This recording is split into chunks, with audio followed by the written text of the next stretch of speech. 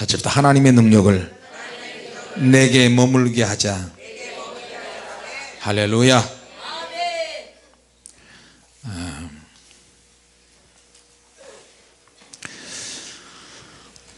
주님께서 우리에게 새로운 것을 보여주시기 위해서, 새로운 것들을 주시기 위해서 주님께서 노심초사하십니다. 할렐루야. 왜냐하면 주님의 약속의 말씀이 성경에 기록이 되어 있기 때문에. 천국은 누가 들어오느냐? 힘쓰는 자들이 차지한다고 했어요. 할렐루야. 자, 우리는 사도시대 그 이후에 이제는 성령께서 무작위로 역사하시는, 여자나 남자나 어린아이나 노인에 상관없이 하나님 마음에 드는 사람, 하나님을 뜻게 사모한 사람이면 하나님이 막 불을 주시고 능력을 주시고 기름 부음과 은사의 시대가, 은사가 폭발하는 시대에 우리는 살고 있습니다.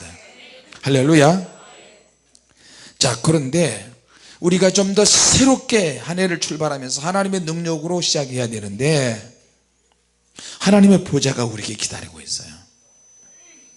하나님의 보좌에 들어가면 하나님이 새로운 생각을 주시고, 내가 지금까지 해왔던 이런 신앙생활 방식이 아니라 새로운 이해가 만들어지고 새로운 전략과 새로운 능력이 우리에게 주어진다고 하는 거예요. 자, 새해가 밝았죠? 새로운 마음으로 시작을 많이 할 것입니다. 새로운 마음을 시작하는데 정동진역에 해를 바라보면서, 해돋이 바라보면서 하는 사람도 있고, 새벽에 등산해 가지고 산꼭대기 올라서 해가 뜰 때 새로운 마음 각오를 다진 사람도 있고, 우리 믿는 사람들은 어떻게 해야 되나, 새해 첫날 첫 시간을 하나님께 예배하면서 시작하는 것이 진짜라고 하는 거예요. 할렐루야. 내 자녀들이 좋아하든 싫어하든 어린 아이일 때 하나님 앞에 나와서 예배 드리는 것이 몸에 배어 있어야 돼요. 할렐루야. 그렇게 해도 타락할 수도 있는데, 여러분, 하나님의 새로운 능력을 받을 준비가 되어 있습니까? 주님은 우리에게 늘 새롭게 역사하기를 원하세요. 새로운 전략을 주시고 새로운 생명의 능력도 주시고 새로운 것을 보여주세요. 사도 요한이 밤모섬에 있는데 주님의 날에 하늘문이 열어지고 열문을 통해서 계시를 받기 시작합니다.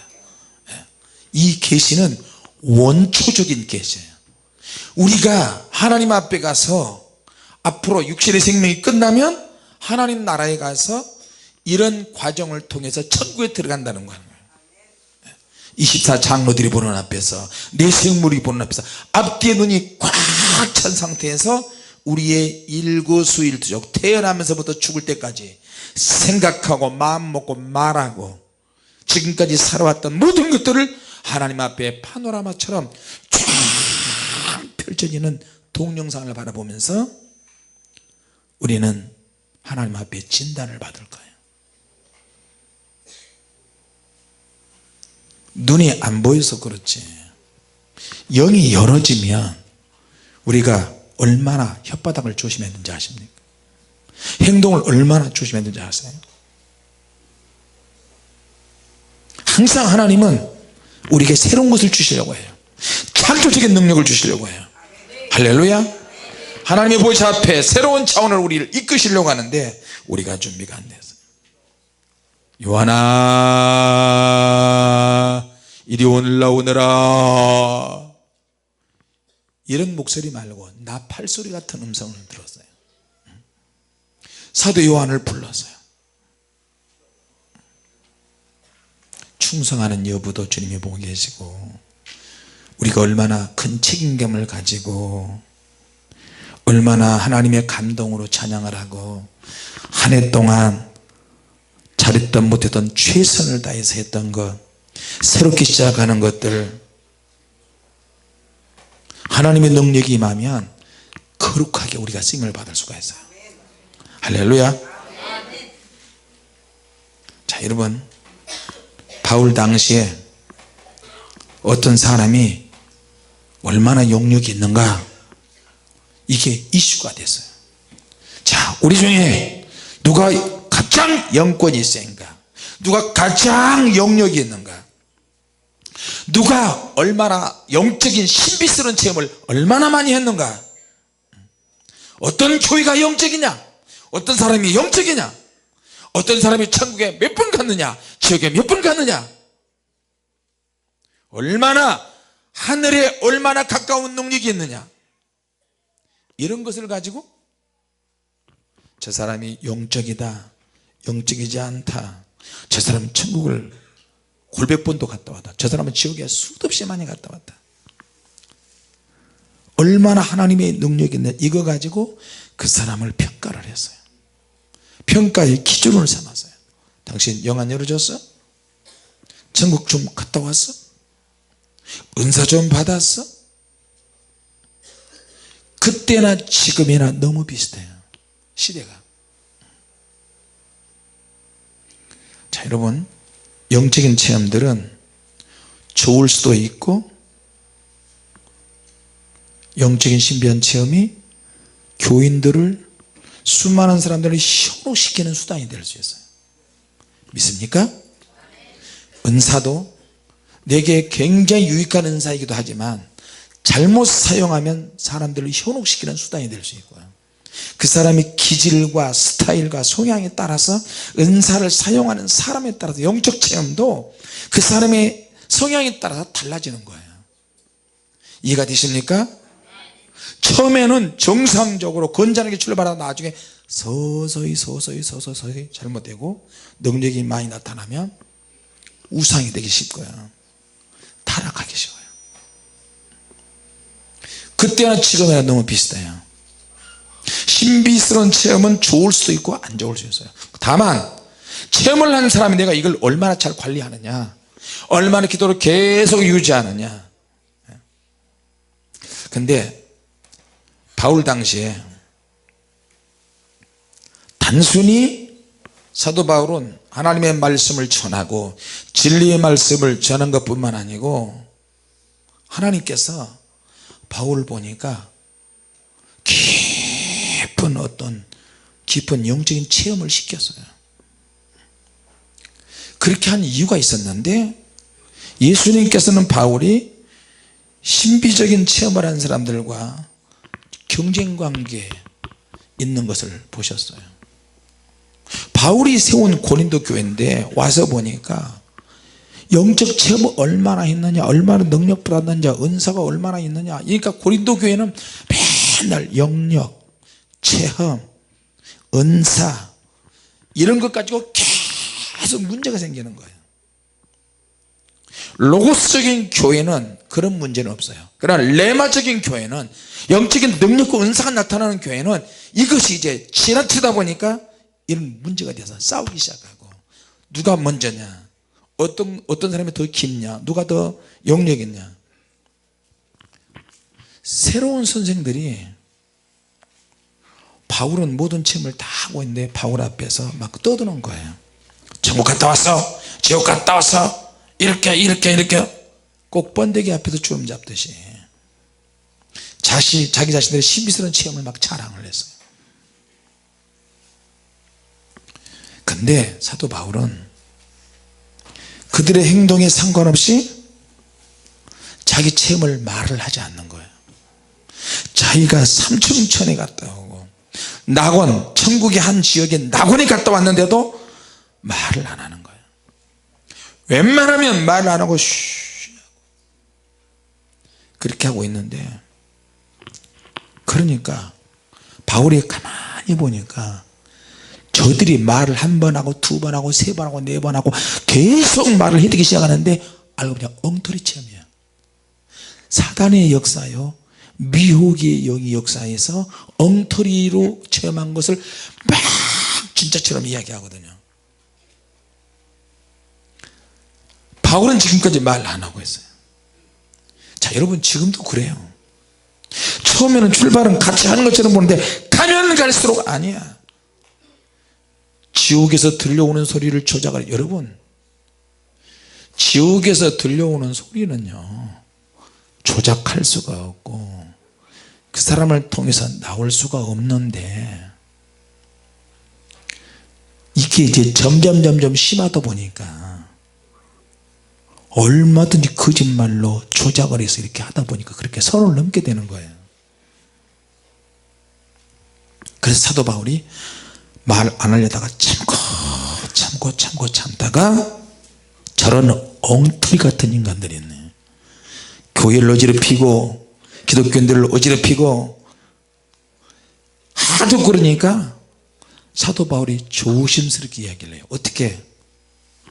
마치 전혀 자기 아닌 다른 사람이 체험한 것처럼 자기 이야기를 간접적으로 이렇게 이야기를 해요. 내가 부득불 자랑하는 주의 환상과 계시를 말하리라.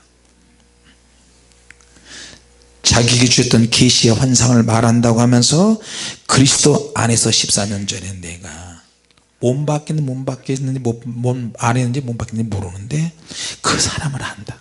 자기 체험인데 그 사람을 알고 있다는 거예요. 그러면서 다른 사람이 경험한 것을 슬그머니 자신이 겪었던 체험을 지금 다른 사람이 한 것처럼 끄집어내놓는 거예요. 하나부터 열까지 쫙 이야기하니까 엉터리 체험을 떠버리던 사람들이 듣고 있다가 놀래가지고 혼비불산 다 도망가 버렸어요. 여러분 그때나 지금이나 그와 비슷한 체험 사례하는 교회들과 그런 사람이 얼마나 많은지 아십니까? 같이 합시다. 가짜는 박살내야 한다. 부서져야 한다. 얼마 못 가요 가짜는.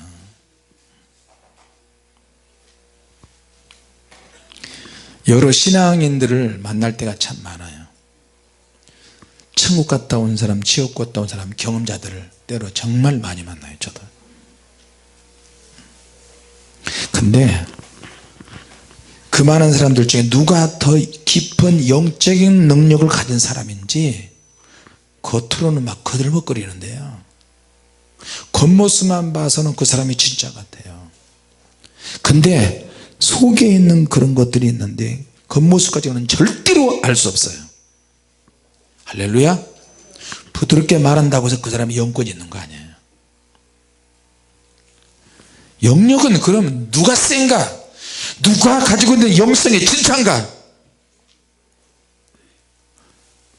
어떤 사람들은 기도원에 가서 오래 기도하면 영역이 있다고 생각을 해요. 영역이 세다고 생각을 해요.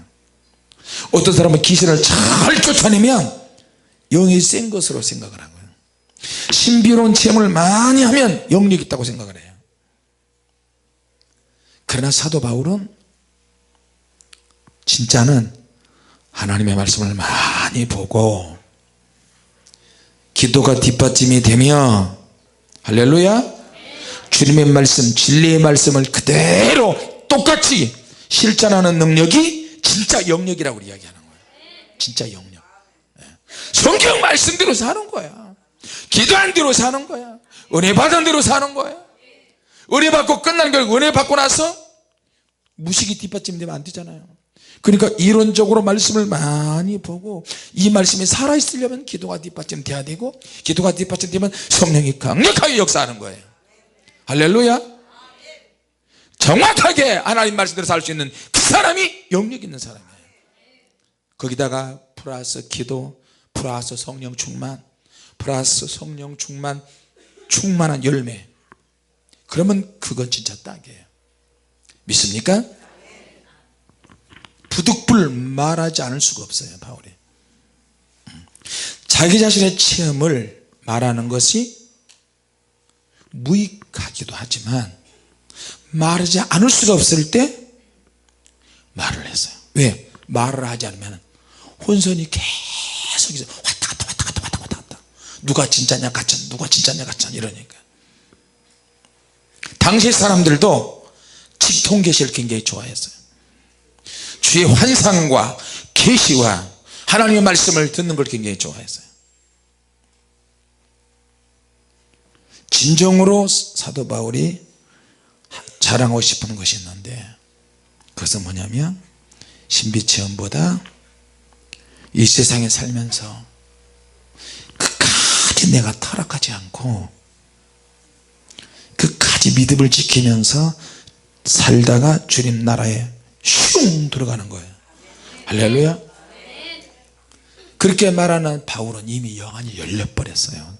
사실 영안이 열려서 바울이 말하지 않아도 수시로 환상과 계시를 다 알고 있어요. 할렐루야.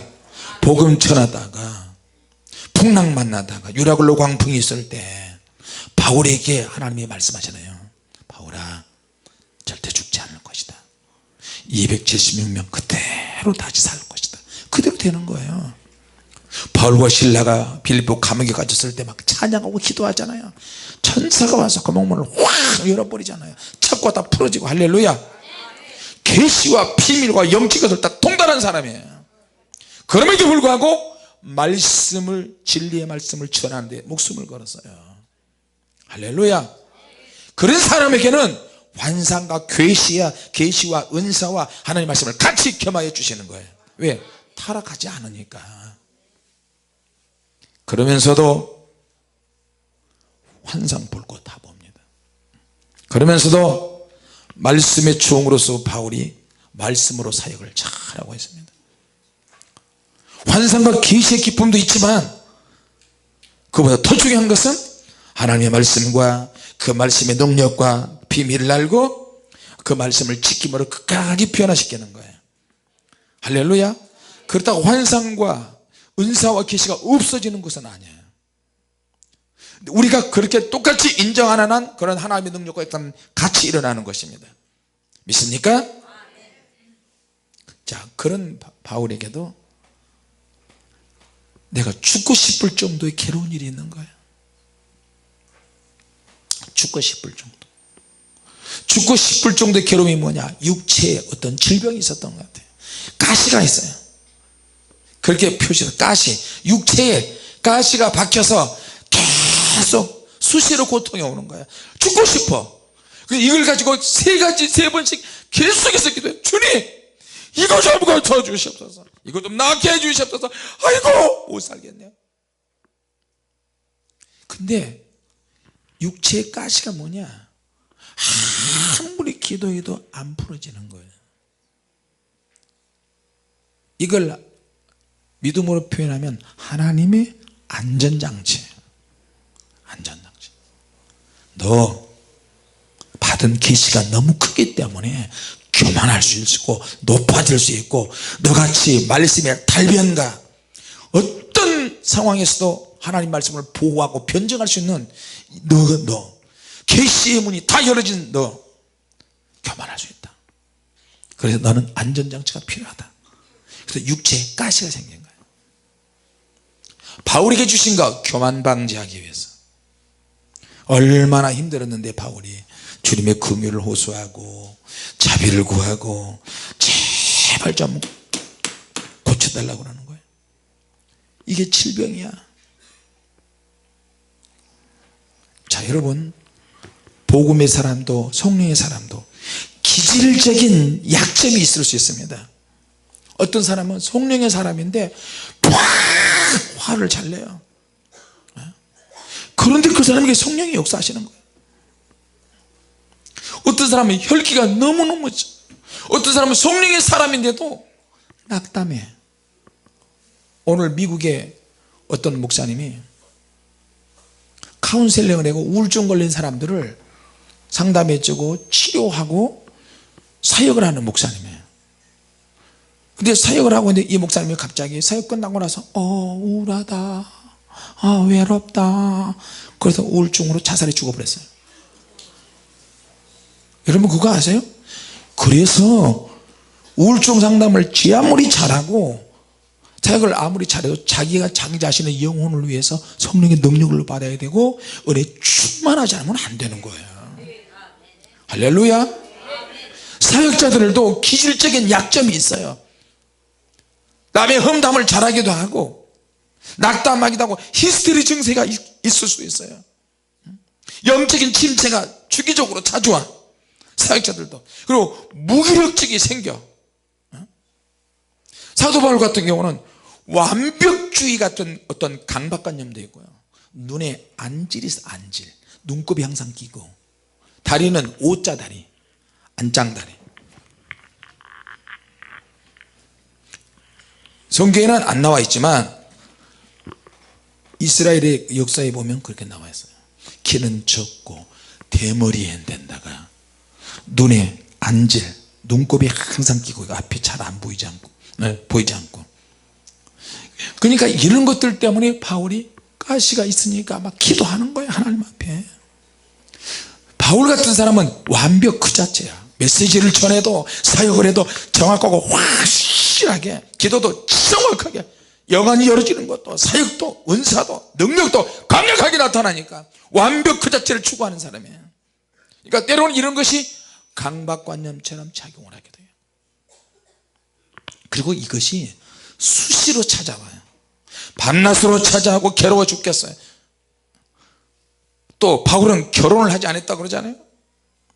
육적인 욕구가 있을 수 있어요. 성욕이 생길 수 있어요. 그래서 사도 바울은 정과 욕심을 십자가에 못 박는 거예요.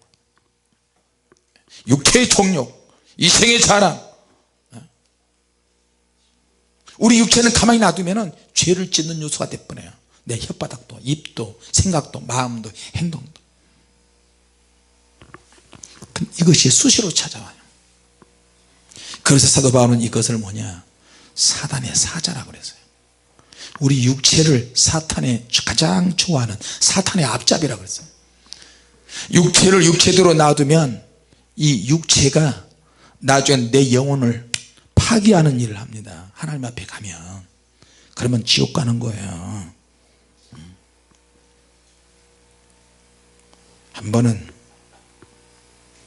제가 우리 사모님한테 막 욕을 하고 막 퍼부어대고 혈기를 낸 적이 전에 많이 있었는데, 교회가 안 되니까 오늘 세상에 사명교회 때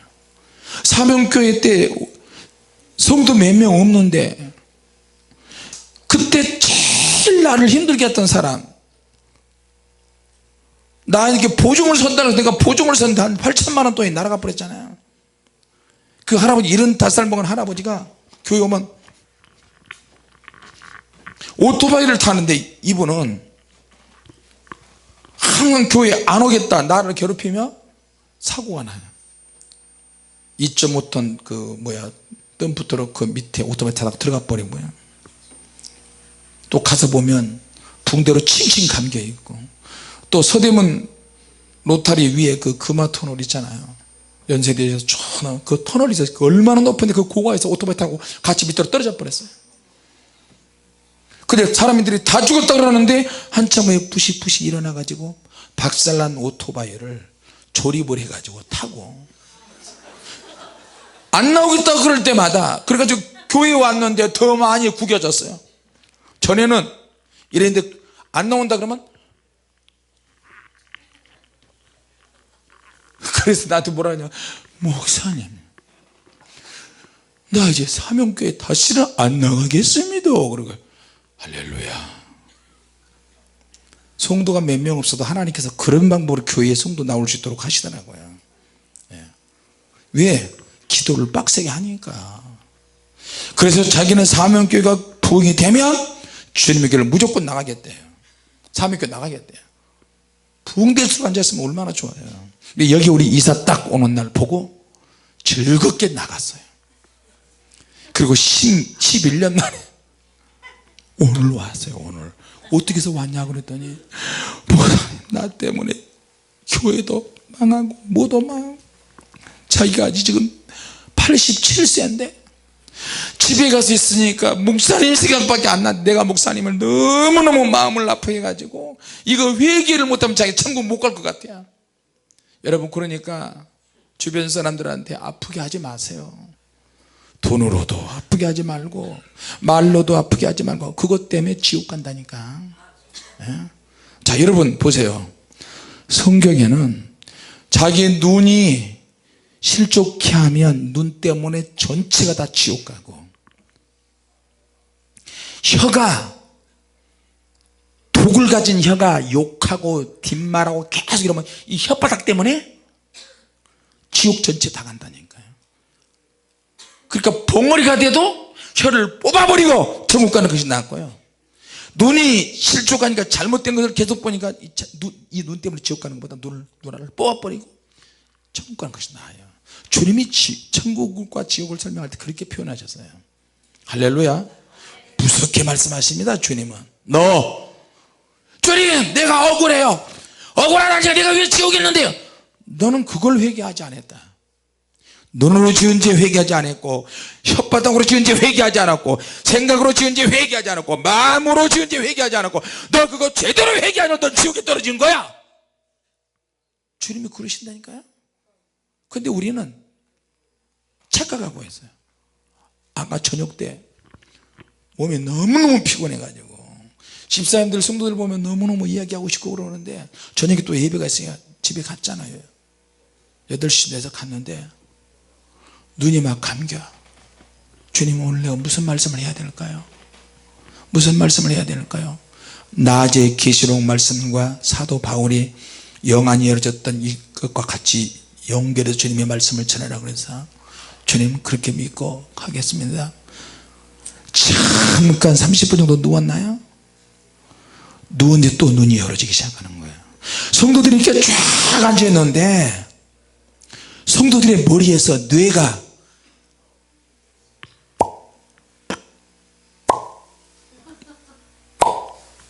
머릿속에서 뇌가 튀어나오는 거예요. 뇌가 튀어나와서 그 사람 머리에 공중에 둥둥 떠 있어요. 도대체 이게 뭐하냐? 주님 이게 뭐예요 도대체? 너희 교회 중에서 살아있는 영을 가진 사람이 이 정도밖에 안 된다. 대략 한 20여 명? 전 세계 수많은 교회가 있는데 주님이 지금 만지세요 머리를. 수많은 교회가 있는데 너희 교회가 수많은 교회를 대표하는 기도하는 교회이니라. 주님 감사합니다. 기도하는 너희 교회 안에서 진짜 내가 역사하는 사람들이 많지 않다. 오늘 세밀하게 철저하게 회개하면서 하나님의 은혜를 받을 준비를 하나. 아무리 피곤해도요 주님이 그걸 보여주시니까 정신이 바짝 나고 몸에서 땀이 나는 거예요. 식은땀이 막 나는 거예요. 어떤 사람의 뇌가 그 사람의 생명을 영혼을 상징하는데 뇌는 썩었어요. 어떤 사람은 절반은 썩었고 절반은 거기에서 정상인데 그 성상 속에서 애벌레 같은 버러지가 나오는 거예요. 갉아먹고 있어요. 계속.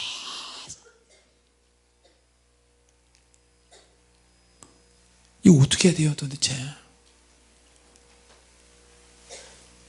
우리가 생각했는데 모든 것들을 생각으로 지은지 마음으로 지은지 말로 지은지 눈으로 지은지 행동으로 지은지 낱낱이 다 토설해서 죄를 회개해야 돼요. 할렐루야. 천국 가는데 지장이 없어야 되잖아요. 어떤 사람의 머리는 뇌가 돈으로 꽉 차 있어요. 웃기더라고 진짜. 어떤 사람은 뇌가 아니야. 주님 저 사람의 뇌는 왜 저 모양인가요? 주판 여러분 알죠? 주판인가 그거 1원이요 2원이요 3원이요 4원이요 5원이요 그 사람 머릿속에는 그것만 쫙 있는 거예요. 그게 스스로 올라갔다 내려갔다 반 올리면 올라가 내려가고 계속. 주님이 이 영혼이 왜 이럴까요? 이분이 그럴 뿐이 아닌데 잔머리 쓰고 계산하고 있느니라 그런 거예요. 너무 내가 충격을 받았어요. 아니 이렇게 기도하는 주님의 교회가 이렇게 처참하다니. 제가 지금요 혀 붙은 안쪽에서부터 양쪽 볼에까지 염증이 나가지고 과일도 제대로 못 먹어요. 과일 맛이 달면 막 너무너무 써야죠. 성도들이 이것저것 좋고 저것도 좋고 저것도 좋고 다 해도 아무 일도 안 나요. 그래서 무시하기로 했어요. 왜? 바울에게도 가시가 있었는데. 그렇게 기도를 해봤는데도 지금 왼쪽 망막이 떨어진 상태에서 내가 지금 살고 있잖아요. 조금 심하게 쓰러지려고 하면 왼쪽이 뿌옇게 안 보여요. 작년에 기도하다가 막막이 떨어졌잖아요. 부르짖어 기도가 용하고 싸우다가. 그런데 아무렇지도 않게끔 주님께서 역사하셔요. 할렐루야. 내 인간적으로 내 성격적으로 난 이거 못 참아요. 내 몸에 어디가 이상이 있으면 당장 수술을 해버리든지 처방을 해가지고 뭐 어떻게 한다든지 하는데, 이게 내가 원하는 쪽하고 전혀 다른 쪽으로 띠띠고 가는 거야. 주님께서 지금 그럴 나이가 됐는데도, 건강을 챙겨야 되는데도 그렇게 주님께 맡겨요. 여러분 안찬호 선교사님 아시죠? 우리 교회 오셨던 마사이에 안찬호 선교사님은 이 코에 피부암에 걸렸어요. 피부암. 아프리카 그게 날씨가 얼마나 뜨거운데요. 그 사모님은 우리나라 최초로 광우병 걸렸어요. 여러분 소가 광우병 걸리면 제대로 걷지도 못하고 머리 신경이라든지 뼈 자체가 바사락. 그래 광우병 걸리는 소는 무조건 그냥 산채로 그냥 갈아버리잖아요. 배가 너무너무 고파서 아프리카 거기에 마사이 지역에 소가 한 마리 죽어 있더랴. 그래서 그 사모님이 소 살 잘 오려 가지고 그 삶아서 먹고 끓여 먹고 구워 먹으면 괜찮겠지 해가지고 그거 먹었는데 광우병 걸려버린 거야. 그래서 우리나라 최초로 광우병 걸렸는데 그 사모님이 한국의 어떤 병원에 가가지고 몰래 비밀스럽게 광우병 약을 계속 먹으면서 완치를 받았어요. 할렐루야. 그 안찬호 선교사님은 코에가 피부암, 얼굴에 피부암이 막 생기는데 막 썩어 들어가는데, 몇 년 전에 가서 보니까 여기에 뭐가 막 헌데가 많이 나왔어요. 선교사님 좀 쉬시지 그러세요. 그럴 때 하는 말이, 내가 이것 때문에 집에서 쉬면 이 피부암이 도진다는 거예요. 근데 햇빛에 나가가지고 햇빛을 쐬면서 계속 집 짓고 마사이 사람들에게 복음 전하고 햇빛에 돌아다니면서 이렇게 하면 씻은 것이 다 나버리는 거예요. 할렐루야. 너무 신기하잖아요. 선교사가 선교지를 떠나면 그건 더 이상 선교사가 아니다. 선교사가 선교지가 없으면 현지 원주민들에게 선교하지 않고 큰 대도시에서 놀고 먹는 선교사들이 얼마나 많은지 몰라요. 자, 여러분 우리가 수시로 찾아오는 시험에는 많은 문제들이 있잖아요. 그래서 사도 바울은 이것들 때문에, 육체의 가시 때문에 매일매일 몸부림을 쳤어요. 굉장한 몸부림을 쳤어요. 죽고 싶을 정도로. 주님 이거 좀 고쳐주십시오. 이거 좀 제발 좀 낫게 해주십시오. 복음의 장애가 됩니다. 그럼에도 불구하고 하나님은 그래요. 바울아, 은혜가 내게 족하도다. 내가 약한 데서 온전해지고 약할 그때 곧 강함이니라. 할렐루야. 예수님을 내가 얼마나 붙으냐, 누가 무슨 말해도 상관없어요. 누가 별의별 소리 다 해도 여러분은 수준을 좀 올리시기 바랍니다. 바울의 치명적인 약점이 나중에 그의 면류관이 됐어요.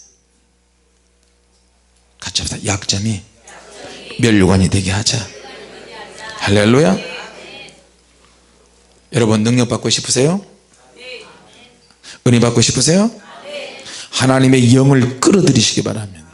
여러분 속에 하나님의 성령께서 계시지만 일반적으로 계실 때 말고 성령님께서 내 안에 계시는데, 야 내가 너에게 이런 방식으로 있어서는 안 되겠다.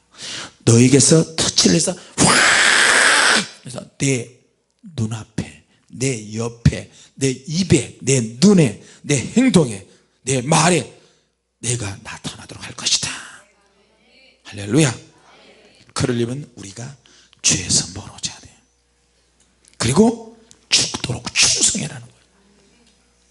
오늘 난예배 때 12사도가 어떻게 죽었는지 내가 이야기했어요.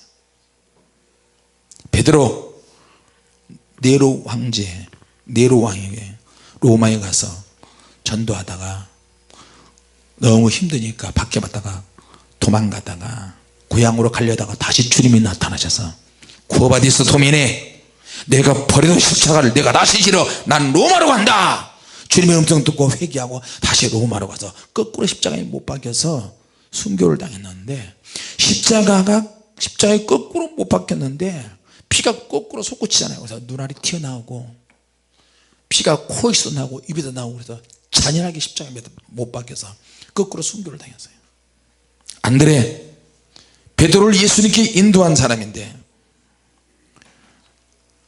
그리스 가가지고 복음 전하다가 X자 형틀, 십자가가 옆으로 눕힌 X자 형틀에서 줄로 매달려서 거꾸로 순교를 당했어요. 야고보는 헤롯 아그리빠에게 목배임을 당해서 순교를 당했고, 요한은 예수님이 부탁하신 것처럼 예수님이 십자가에서 요한아 내 어머니를 부탁한다. 그래서 요한은 끝까지 버티고 모진 핍박을 다 받았어요. 심지어는 독사굴에 던져버렸는데 요한이 안 죽고 있어요. 그래서 요한을 끄집어내 가지고 큰 아궁이에다가 불로 막 떼고 기름을 부어 가지고 큰 솥단지에다가 사도 요한을 집어넣었는데 튕겨져서 나와버린 거예요. 안 죽고. 할렐루야. 그래서 하다 안 돼서 반모섬이라는 돌섬, 대리석 만드는 그런 반모섬에 마지막까지 그곳에서 요한계시록을 영이 열어서 요한계시록을 쓰고 마지막까지 예수님의 육신의 어머니 마리아를 잘 섬기다가 자연사했어요. 빌립은 스와시아 부르기아 가서 전도하다가 기둥에 매달려서 몽둥이에 맞고 찢겨져서 돌에도 맞고 해서 순교를 당한 거예요. 바돌로메는 인도와 아르메니아까지 가가지고 전도하다가 수없는 매질을 당하고 십자가에 거꾸로 매달렸는데 껍질을 다 벗겨서 순교를 당했어요. 바돌로메. 도마는 인도에 가서 전도하는 중에 현장에서 인도 원주민들이 창을 던져서 계속 던져서 그 창에 독이 묻었나 봐요. 온몸에 독이 올라가지고 창에 맞아서 퉁퉁 불어서 죽었어요. 마태는 이디오피아 가서 전도하다가 질질 끌려가면서 계속 전도하다 그들의 칼날에 목이 베어지고 순교를 당했고요. 야고보, 알피 아들 야고보는 성전 꼭대기에 데려가서 그냥 밀어버렸어요. 그래서 밑으로 떨어져 가지고 순교를 당했고요. 셀롯인 시몬 이디오피아 가서 순교를 했는데 톱으로 머리를 잘렸어요. 목을 자르고 머리를 자르고 톱으로 난도질해서 이렇게 순교를 한 거예요. 다데오 페르시아 가서 전도하고 아르메니아까지 전도하다가 독 화살에 맞아서 순교를 당하고, 가룟유다를 대시한 마띠아 여제자는 이디오피아에 가서 전도하다가 사람들이 던진 돌에 맞아 순교하면서도 계속 예수 그리스도 외치면서 순교를 당한 거예요. 마가라고 하는 요한, 길거리에서 숨질 때까지 잡혀서 끌려다니다가 복음 전하다가 순교를 당한 거예요. 누가는 목 매달아서 순교를 당하고, 또 예수님의 동생 야고보, 이 사람은 예수님이 살아계셨을 때 그때는 예수님을 인정하지 않았어요.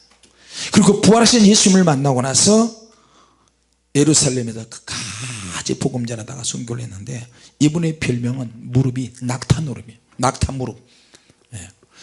야고보의 무릎을 보면 낙타 무릎처럼 구둥살이 벗겨서 기도를 얼마나 많이 했는지 낙타 무릎으로 됐어요. 그래서 별명이 낙타 무릎이에요. 사도 바울은 네로 황제 때 로마에서 목배임을 당하고 순교를 당했어요.